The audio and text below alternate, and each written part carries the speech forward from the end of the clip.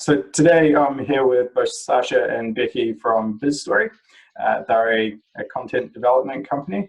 If you guys could both introduce yourself, and then we can sort of get into what this call is going to be about.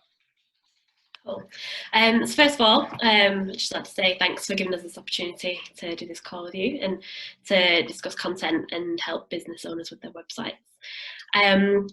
BizStory Content, we're a copywriting agency and we specialise in writing for the web.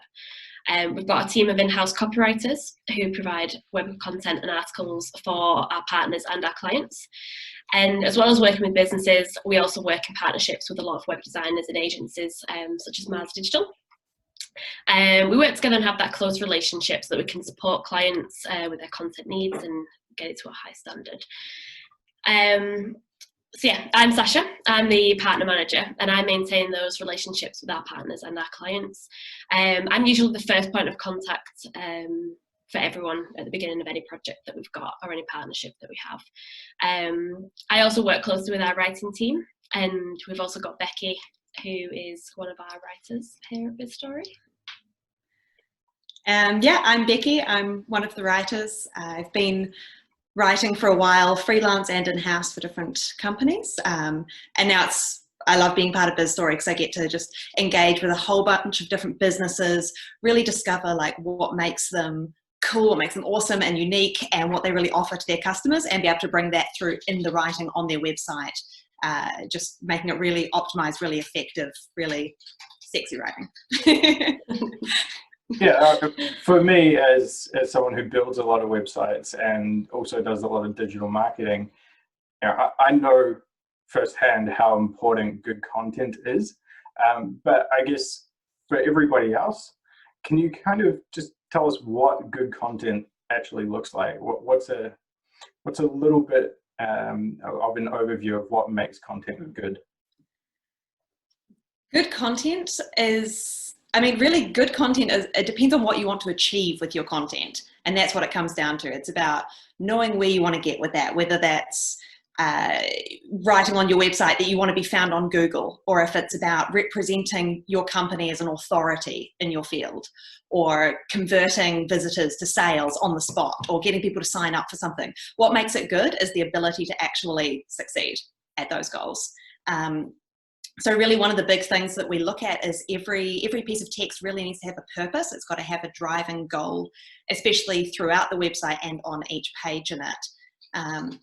So writing for the web as well is a bit of a different beast to writing for print or anything else, because you've got so many more opportunities to really optimize it and make it strategic. You can use SEO, for example, as a big thing. So good content often has quite a big element of SEO. That's what allows you to be discoverable on Google and for people to find you in other ways as well. You want to have really clear, concise language, not overcomplicated, not too much jargon. You want to look at structure with like headings and simple paragraphs just to help readability and scanning. You want to have call to action to encourage people to actually click here, sign up, do this thing. Another big part of it comes down to your voice and your tone. You don't want to sound like a robot, but you also don't want to sound so in your own world that no one understands what you're doing. And as part of that comes down to using proper customer-centric language. So using a lot of, here's what you can get, you will experience, you will receive, as opposed to I, we do this, we are this. There's a whole lot of different elements that play into it, and that's what's so much fun about writing for the web and about crafting really good content, is there's a lot of ways that you can turn average content into amazing content just by ticking all those boxes. Perfect.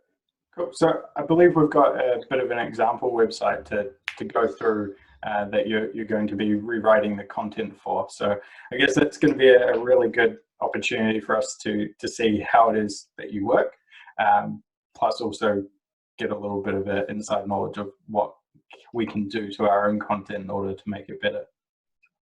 Yeah, so the example website that I've got is actually my dad's website. It's one that I've been promising him I would rewrite for years, and as you'll see when I share it in a second, it needs it. So I think his website also would be quite familiar to a lot of people, because a lot of people, they're reaching that point where, you know, maybe in the early or mid 2000s, they created their first website. You know, it was like, oh, it's important, you've got to have a website for your business. But without really, this was before the idea of like strategy and of proper content writing really took off for a lot of businesses. And so now we see so many businesses like this coming in with an old website from about 10 years ago, not been updated since that time, with writing that's just not really very strategic. It's just there as like a placeholder and not much else. So on that note, I will share my screen and we can take a look at it. All right, so what we can see here is, you know, first of all, up here we've got the nice banner, and then we go through, we've got a few sections. It's pretty short and simple, but there's a few things that immediately stand out. I'm going to go through these bit by bit, and then at the end talk about like some general tips that a lot of people can use for it. I'll just say as well, like, another thing that I think a lot of people find quite familiar about this site is the sort of approach that it's not that important. You know, there's a lot of people who think, oh, I've got a website, I've got my presence, that's all it needs to do, without realizing that actually a really strong strategic website can be another salesperson for your business. Like, having something that really drives people, that really convinces people to sign up, to book an appointment, whatever it is, it can do a lot of work for you. This is what I've been trying to convince my dad and a lot of our clients. So right there, you're talking about conversion rate optimization through content specifically. Yeah. Yeah, so that's having writing that really engages people, and really as well hitting the call to actions. That's where a lot of the conversions come from. It's a very simple thing once you're aware of it and once you know how to do it, and it's just something a lot of people are completely unaware of. So first of all, looking here, like I said before, the website is quite old. I think this was probably made around 2009, just judging by the ages of my family.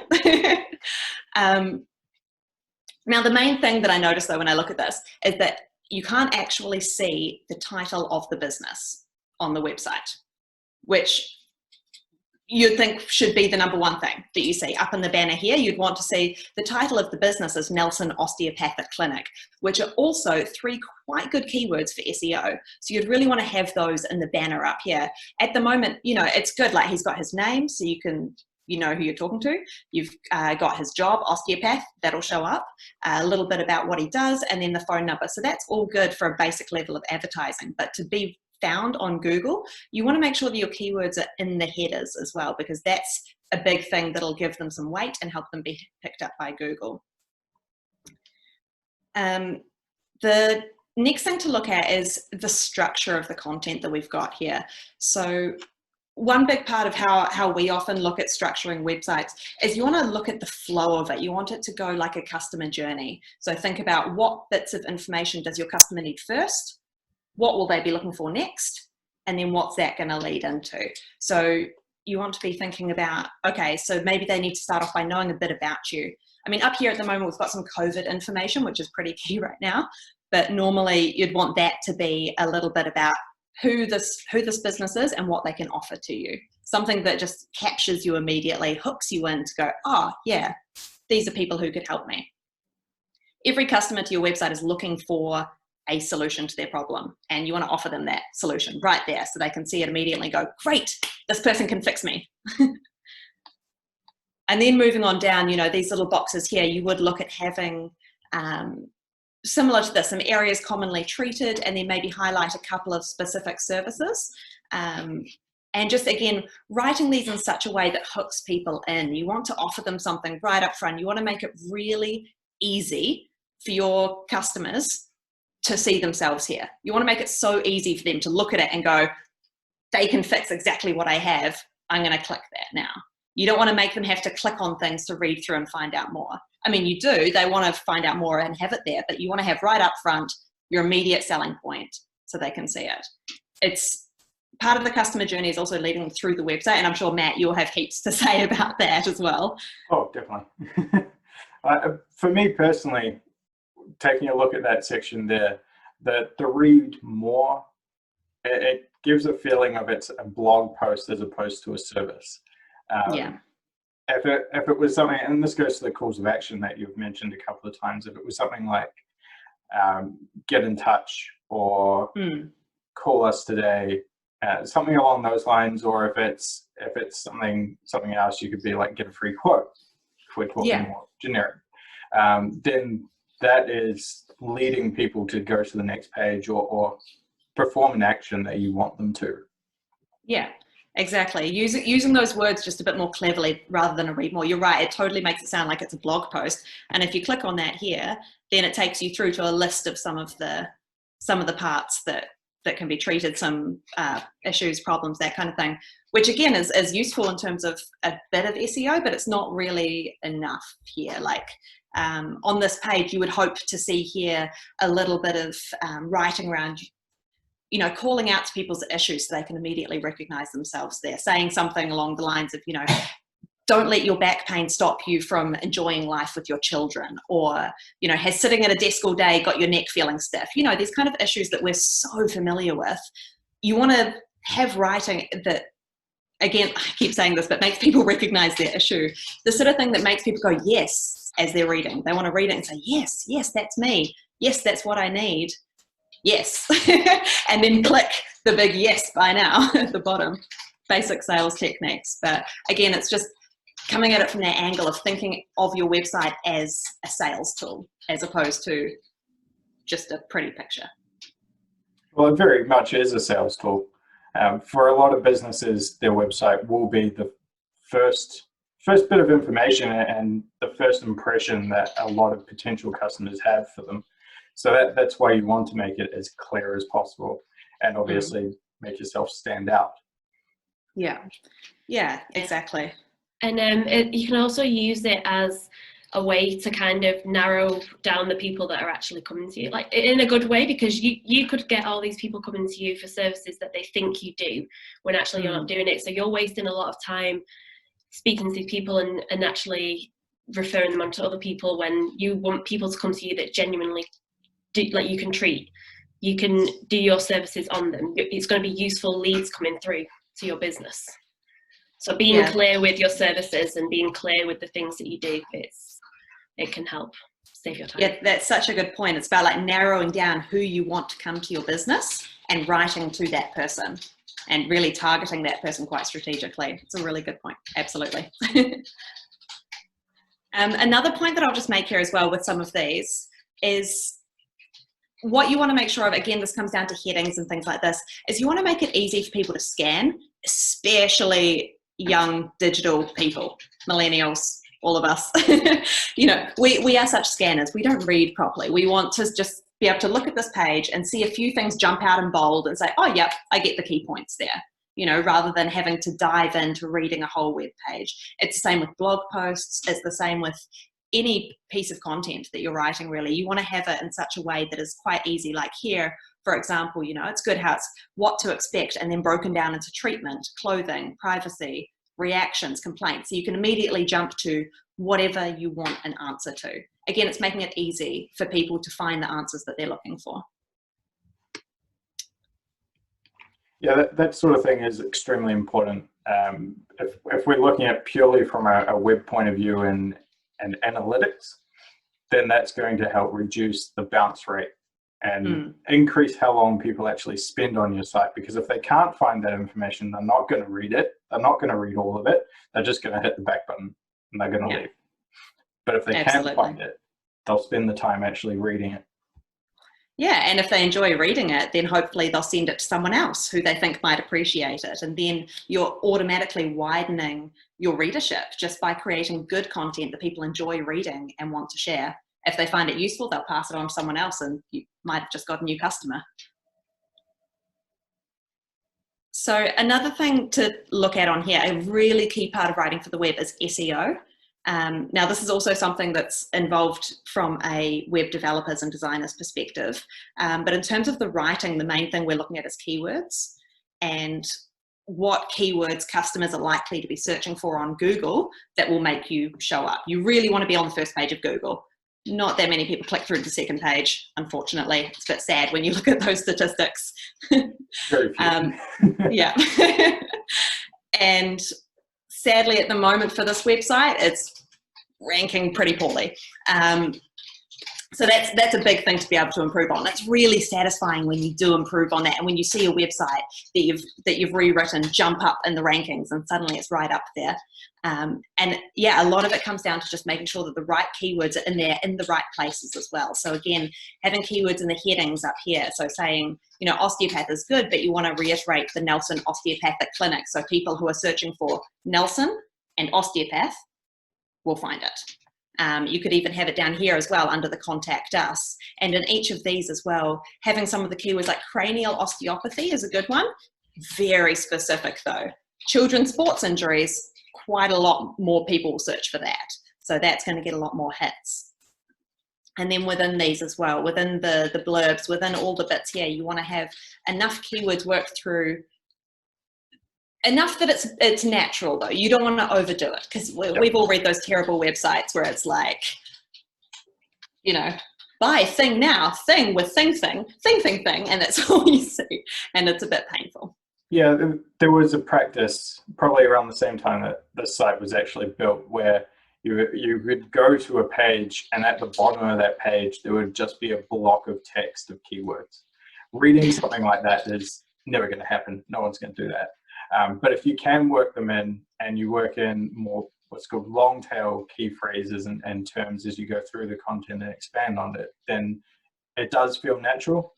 And Google's algorithm and the other search engines, they all pick it up as natural. So they're not going to see it as just a block of text of keywords and basically ignore it. Yeah, and I think, isn't that what Google's leaning more towards these days? Well, is like more of the long tail keywords. They're giving preference there. Correct, yes. Obviously, you do want those short and sweet keywords that get a lot of searches, but you're still going to get benefit from the word osteopath in that header where it has cranial osteopathy. So it's still there, but now you're actually referring to something a little bit more specific, and you're actually using it in more of a sentence structure than a word. Yes, yeah, exactly. It's important to weave it all through so it's not just randomly placed, because I think Google marks you down for that. And that's, definitely. Yeah, well, hurt you rather than help you. Another place for the keywords as well is, of course, in the metadata that a website has. So that's the sort of back page sort of thing that you do a bit more of, isn't it, Matt? Yes. Yeah, most definitely. Yeah. So yeah, I guess the two most common places that everybody will see that sort of information is when they actually perform a search on Google. You've got the page title itself, which is different to the actual title in the menu. So for example, at the moment we're on the home page, and you can see that we've clicked on home, but if you just hover over the bar at the top, it's Osteo Nelson osteopath at, I can't read the rest of it. Yeah, that's the page title. So you do want keywords in there, but it does need to feel natural as well. Exactly like what you were talking about before. It needs to seem natural. It doesn't. You don't want it to just be a string of different keywords. It does need to read. And then the description, when someone searches something in Google, you've got that page title and then a description underneath. That's the meta description. That's another very important place to have keywords. But again, it needs to read almost like a reason as to why someone should click onto your website from Google search. Because at that point, you've got to look at it this way. If someone is on Google, Google has effectively got a customer. As soon as they click away from Google, they're losing that customer temporarily. But they want to make sure that they're going to the right place so that that person comes back to Google for their next search, as opposed to going to Yahoo or Bing or a variety of other search engines. So they need to make sure that they're sending people to the most relevant website for the search that they'll perform. Yeah, absolutely. And that's where it becomes really key again to make sure you've got a good hook in that to bring people in with a good call to action, answering their questions straight away. Like I was saying before, you want to make it easy. You want to answer their question, show that you've got a solution for whatever they're searching for.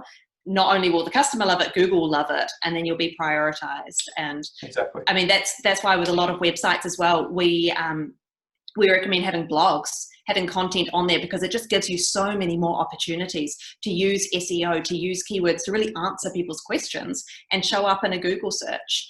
And it's such a great opportunity if you can do it well. Yeah. It really is. Blogs have been a long-standing sort of, I guess you could say, contention point for SEO, more because they take so much time up. And if I was to perform and you guys were to write SEO for a small business, that's not exactly, if we're doing one article and one blog post a week, that's no small amount of effort that needs to go in to make it relevant and to make it engaging for everybody else, because that content still needs to be good content. You can't just throw, again, a bunch of keywords and a bunch of words onto a website or something completely unrelated. It still needs to be good content, and it needs to be new content. Exactly. And it still needs to be strategic as well. That's exactly just like writing the website itself. It's still got to tick all those boxes that I mentioned at the start, with having, clear, concise language, having the keywords in there, having the right structure, the right headings, having all of that tied in. Again, with, as you say, new content that's interesting, that people are going to want to read, that people are going to enjoy reading and then want to share. And there's a lot of thought that goes into it. But that's why personally I love it. It's fun. It's a good challenge. Blog posts are probably, they're not the biggest thing for SEO, obviously, but once you get the structure and the technical SEO side of things sort of under control, and the main site, if you really want to start boosting rankings, then blog posts and consistent, good quality blog posts are very important. A lot of people will try and steer away from that because there is a bit of a cost involved, but if you really want to see the difference, then that is where you really need to start thinking about marketing yourself. Well, it's like with anything else. There's a bit of an investment in terms of both money, time, and effort, but that investment pays off. Exactly. When it's done well, when it's done properly, strategically, with thought into it, then it 100% pays off. Just like getting a proper designer like yourself to do the web design, or anything like that. It's an investment, but it's 100% worth it. Cool. Now, we wanted to talk about a few general pieces of advice. Yes. Yeah, I think that would be very helpful. Yes. Awesome. Cool. I mean, I feel like we've talked a lot about general advice anyway, just as I've been going through it. Yeah, we have, but if there's any sort of final bits of advice that you do have, then I'm sure myself and anyone else who listens to this will find it useful.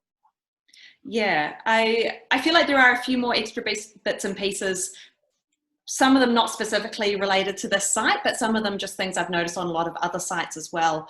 One of which is the power of testimonials. Now, this is something that this site doesn't have, but could totally use. Like, testimonials are like gold. It's basically an opportunity to talk about how amazing your business is through your customers' mouths. Yep. And immediately, just because it's coming from other customers, it is trusted that much more by a new audience. And, we get it in the form of Google reviews and things like that, but to actually have it on your website, I've seen a lot of websites where they have a little scrolly thing down the bottom here with testimonials going through. Yep. And that's really powerful. There are several ways, from my point of view, there are several ways of doing it. Obviously, you can do it as a block of text and a slider, like what you were just talking about.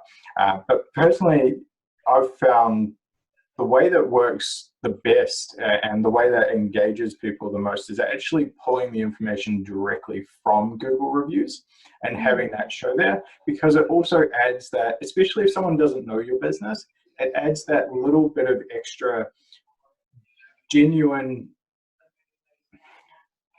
I've lost the right words here, but it adds that little bit of authority to it and makes it seem even more genuine, because if someone's doing a review on Google or Facebook for that matter, then chances are they have actually engaged with your services or bought one of your products.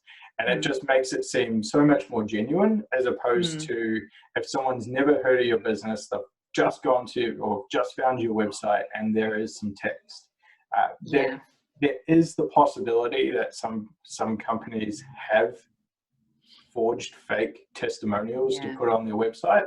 But if you have it pulled directly from Google and people can click through and actually read it on the Google Businesses reviews section, then they know it's real. That's very true. That's a really good point. And even, even if companies aren't going as far as like faking a review, there's still the potential they might have selectively taken just a few little bits and pieces, like, someone saying, oh, this was good, everything else was terrible, and it would be easy for a company to just take that first positive bit. But really, to show proper authenticity and the genuine belief in the company, you want to have the whole testimonial there. And pulling it from Google or Facebook is an excellent way of doing that. Obviously, if we're pulling that information directly, sometimes there is a limitation on how it's displayed or how it appears. So there is a way of, it is quite easy to have it display like what you were talking about, where it's a slider and there's multiple testimonials and people can click through them. But then underneath you also have just a little box that has Google's logo, and then it will have reviews written underneath, and then 4.9. Yeah. And then they click on that and it takes them to the review section on Google. And then it basically just adds that little bit of reinforcement, but keeps the design as close to the rest of your website as humanly possible. Yeah, that's really good. And another thing as well to think about with also having those connections with Google and Facebook is more and more websites these days that now with companies, it's not just a website, they've got all their social links as well, and encouraging people to engage with those social links. So quite often on websites now, you'll see down the bottom in the footer, the links to social. Some companies even go so far as having it like built in here, having like a scrolling, see what we've recently put up on Instagram, that type of thing. That can be a lot of fun, a good way also to just engage with your audience. People love engaging, have a hashtag or something. Yeah, also both what you're talking about there with having a social media feed, whether it's Instagram or Twitter or Facebook, as well as pulling reviews directly from Google or Facebook. It adds dynamic content to the website. So it does help keep it fresh. Even if you don't update the content on your homepage every month or a couple of months or whatever, then hopefully you'll be getting a testimonial or you'll be posting new content on social media, and then that will automatically pull through. And people will see that as, you're active. You are genuinely keeping up and posting new information and so forth, and they're more likely to then follow your social media platforms as well. Yeah, that's very true, because it's also much easier to update social media than it is to go into your website and update on there. And I think that's where a lot of people end up like this one here with the site that hasn't been updated in a long time, because it's, it's a bit of an effort, especially, whereas just putting a simple post on Facebook is like, oh, cool, that's easy. I can do that in seconds from my phone, done. Yep. Okay. And the thing is as well, if you look at a website and they've not actually updated their blog page, or they've not updated any social media pages in like a few years, it brings about that question of, are they still in service? Like, can I actually reach out to them? Am I going to waste my time? It builds people's trust on the business, and it's like, I trust that these people are going to do a good job.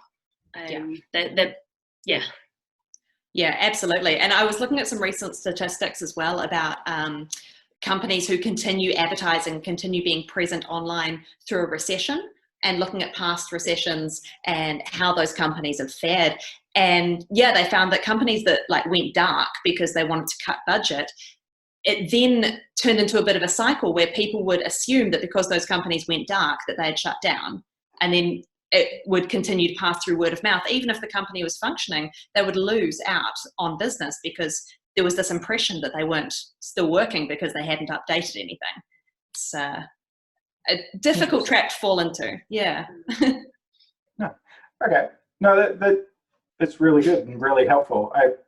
think that probably the only thing left to really do is a little bit of a summary as to how someone can get in contact with you if they want help with their content and well, engage your services. Cool. Yeah, so basically probably the easiest way to get in touch with us is to go, well, either contact yourself if they know you, or go to our website, so that's bizstorycontent.com. We've got a contact form on there, but we've also got our phone number on there, we've got an email address. The contact form and the email come straight to me, so I'm very active on that, so I'll get in touch with you on that. Yeah, those are probably the best, quickest and easiest ways to get in touch. Right. Well, I'll be sure to put the link and email in the description when I post this up, so anyone can jump there and click on straight through. Perfect. All right. Well, thank you for helping us with this call and giving everyone a bit of an insight into how you work and also what makes good content. Excellent. Thank you. Our pleasure. Heaps of fun. Yeah. Thank you. Thanks. All right. Thanks. Thank you. Bye. Thank you. Bye.